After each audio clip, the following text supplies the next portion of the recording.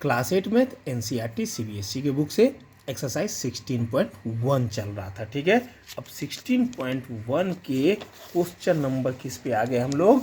Question number 8 पे आ गए। ठीक है, आप अभी तो इतना प्रैक्टिस हो गया होगा कि पजल को आप ऐसे ही देख के सॉल्व कर सकते हो। और यदि आपको प्रैक्टिस में आ गया है तो ये जो मैं स्टोरी जो लिखता हूँ इतना लंबा चौड़ा, वो स्टोरी हूबहू लिखने की ज़रूरत नहीं है। आप अपने हिसाब से भी उसको लिख सकते हैं। और कभी भी समझ लीजिए, किसी भी क्वेश्चन को समझ लीजिए। ठीक है, क्योंकि मैथमेटिक्स में आपके वर्ड्स, आपके सेंटेंस के कोई मायने नहीं होते हैं। क्या आपने समझा वो यदि आपने लिख दिया है तो आपको फुल मार्क्स टीचर को देने के लिए मजबूर होना ही पड़ता है। ठीक है, इसलिए कभी भी लिखे हुए चीज़ों पे बहुत ज़्यादा ध्यान देने की ज़रूरत नहीं है, समझने की ज़रूरत है कि क्या है वो। लेकिन क्वेश्चन में चूँकि पूछा है, इसलिए मेरा फ़र्ज बनता है कि मैं उस क्वेश्चन में वो क्या किया हूँ वो भी मैं लिखूँ, क्योंकि क्वेश्चन में साफ साफ दिया हुआ है, find the value of the letter in each of the following जितने भी लेटर है उस लेटर के वैल्यू हमको निकालने हैं and give reason for steps.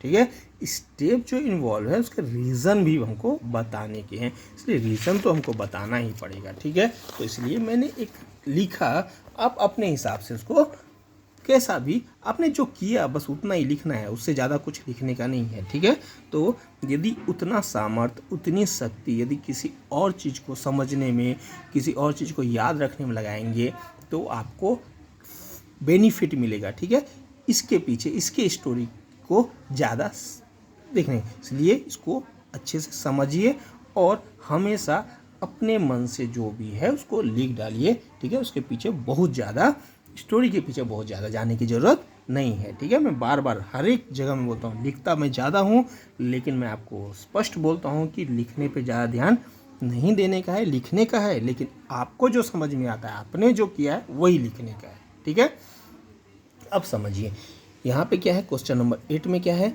हमको पजल सॉल्व करना है। पजल सॉल्व करने के दो रूल पहले से बता दिया था मैं कि पजल सॉल्व करने के दो रूल, एक लेटर का एक ही डिजिट होगा, 2 डिजिट वाले नंबर नहीं होंगे, एक ही डिजिट होगा। ठीक है, एक लेटर के एक डिजिट, और पहला डिजिट यानी पहला नंबर, यूनिट डिजिट की बात नहीं कर रहा हूँ, पहला नंबर यानी लेफ्ट हैंड साइड से पहला, जैसे ये 10 है, ये 50 है, 60 है, कुछ भी है, तो पहला जो है वो कभी भी 0 नहीं होना चाहिए।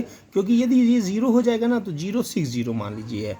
ठीक है, या 0, ये मान लीजिए 2 डिजिट है, AB है। ठीक है, अब AB का वैल्यू मान लीजिए 78 है।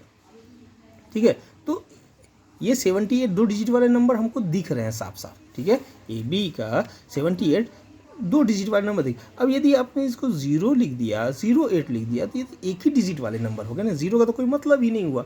इसीलिए इस पजल का खास रूल है कि पहला डिजिट कभी भी 0 नहीं होना चाहिए। ठीक है, लेफ्ट साइड से पहला डिजिट आ गया समझ में। अब आप फटाफट सॉल्व कीजिए। यहाँ पे क्या आएगा, 1 को किससे प्लस करेंगे कि 0 आएगा। ठीक है, तो किससे प्लस करेंगे, या तो आप 2 से करेंगे तो 1 को 0 से प्लस करेंगे तो 0 आएगा, 1 से प्लस करेंगे 2 आएगा, 0 तो नहीं आया। 3 से करेंगे तो 4 आएगा, 4 से करेंगे तो 5 आएगा, ऐसे करके 9 से जब प्लस करेंगे ना 1 और 9 तो 10 आएगा। ठीक है, 10 में यूनिट डिजिट 0 होता है, इसका मतलब 9 हो सकता है। ठीक है, यहाँ पे 9 हो सकता है, 9 के अलावा और क्या हो सकता है, 19 भी हो सकता है। ठीक है, 29 भी हो सकता है, 39 भी हो सकता है ना। लेकिन वो इसलिए नहीं होगा क्योंकि 2 डिजिट वाले हैं। ठीक है, 9 इसलिए हो जाएगा क्योंकि 1 डिजिट वाले हैं, तो पॉसिबिलिटी हमारा एक 9 का ही है। यानी 1 को B से प्लस करने पे वैल्यू क्या आएगा, या तो 0 या तो 10 आएगा, या तो 20 आएगा, या तो 30 आएगा, या तो 40 आएगा, या तो 50 आएगा, कुछ भी जिसमें लास्ट में 0, या तो 100 से ऊपर भी 1000 भी आ सकता है।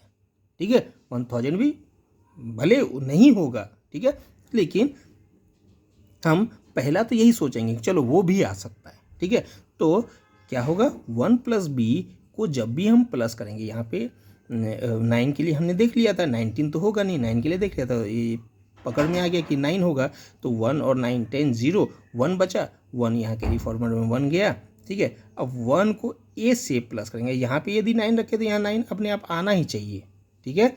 यहाँ 9 नहीं आने का कोई सवाल है ही नहीं, क्योंकि यहाँ अपने 9 रखा है। तो 1, ठीक है, 1 यहाँ था, 1 और 1 2 और एक क्या रखेंगे कि 9 आ जाएगा, तो 7 1 1 2 और 7 9, यानी यहाँ पे 7 होगा, ये यहाँ पे क्या हो जाएगा 9 होगा, यहाँ पे 9 होगा। आ गया समझ में, ठीक है। लेकिन सॉल्व करने के लिए क्या करेंगे, या तो आप बी के वैल्यू को इस तरह से लिखिए कि भाई 9 19 29 ये हो सकता है, लेकिन 19 29 इसलिए नहीं होगा क्योंकि ये क्या है 2 डिजिट वाले नंबर हैं, इसलिए नहीं होगा। लेकिन 9 होगा क्योंकि 1 डिजिट वाले हैं, तो एक 9 ही पॉसिबल है, ठीक है। तो डायरेक्ट यहाँ 9 पॉसिबल कर दिया, तो 1 और 9 0 हो गए, ठीक है। 1 बचे 1, अब 1 + a = 9 चाहिए हमको, ठीक है। तो 1 + a + 1 = 9 कैसे आएगा, तो 1 1 2 + a = 9, तो a = 9 - 2, 9 यहाँ पे -2 यानी 7, यानी a का वैल्यू 7 होना ही होना है। या फिर 7 के लिए बोल सकते हैं कि नहीं, a का वैल्यू यदि 7 हम रखेंगे तब यहाँ पे 9 आएगा, ठीक है। इस तरह से बोल सकते हैं, ठीक है। या फिर जो दूसरा मैं बता रहा हूँ इस तरह से देखिए, ठीक है। Here ones column value 1 + b = can be equal to क्या हो सकता है 0 चाहिए, तो क्या हो सकता है 0 हो सकता है, 10 हो सकता है, 20 हो सकता है, 30 हो सकता है, कुछ भी हो सकता है, ठीक है। आगे डैश दे दिया, यानी 1000 1 लाख 1 मिलियन 1 बिलियन कुछ भी हो सकता है, लास्ट में 0 होना चाहिए, ठीक है, extra, because they have 0 in 1 digit, क्योंकि इसके 1 डिजिट में 0 है, ठीक है।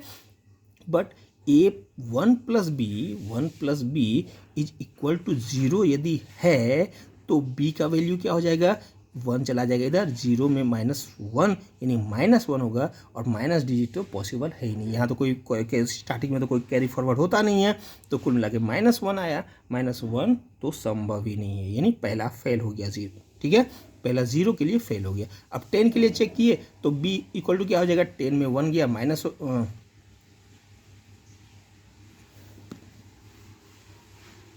ठीक है। अब 1 + b = 10 हुआ, तो b का वैल्यू क्या हो गया 9 हो गया। 9 जो है वो पॉसिबल है, मैंने आपको पहले बताया कि 9 पॉसिबल है, ठीक है।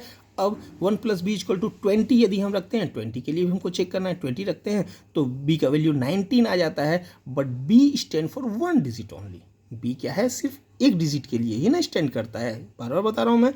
सो b = 9 पॉसिबल है ही नहीं, और इससे ऊपर भी पॉसिबल नहीं है क्योंकि डिजिट बड़ा ही होगा, ठीक है। 30 रखेंगे तो 29 होगा, वो भी 2 डिजिट वाला हो जाएगा, तो बड़ा ही होगा।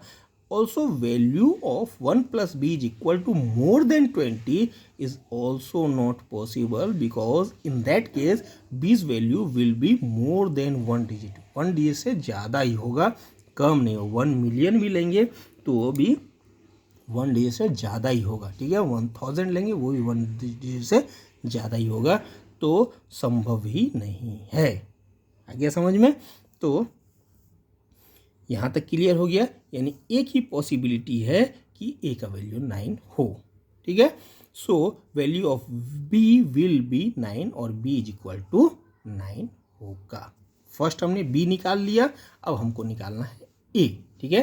तो इन द 10th कॉलम, अब 10th कॉलम में क्या है कि a + 1 = क्या आना चाहिए, b 9 है, और उसके साथ में 1 कैरी फॉरवर्ड वाला है, उसको भी तो छोड़ना नहीं है, तो 1 + a + 1 = 9, तो a का वैल्यू 7 आ गया। देयरफॉर क्या हो जाएगा, तो a का वैल्यू 7 आ गया, यहाँ क्या b का वैल्यू आ गया, a का वैल्यू आ गया, देयरफॉर a1 1b = b0 आना है, ठीक है। तो a का वैल्यू 7 यदि हमने रखा, 1 अपनी जगह में है, ये 1 अपनी जगह में है, b का वैल्यू 9 हम रख रहे हैं, यहाँ पे क्या आया 9 और 0, ठीक है। यूनिट डिजिट में यहाँ 0 है, ठीक है, पहले वाले में नहीं है, तो ये पॉसिबल है, ठीक है। यहाँ पे 0 नहीं आना चाहिए, ठीक है।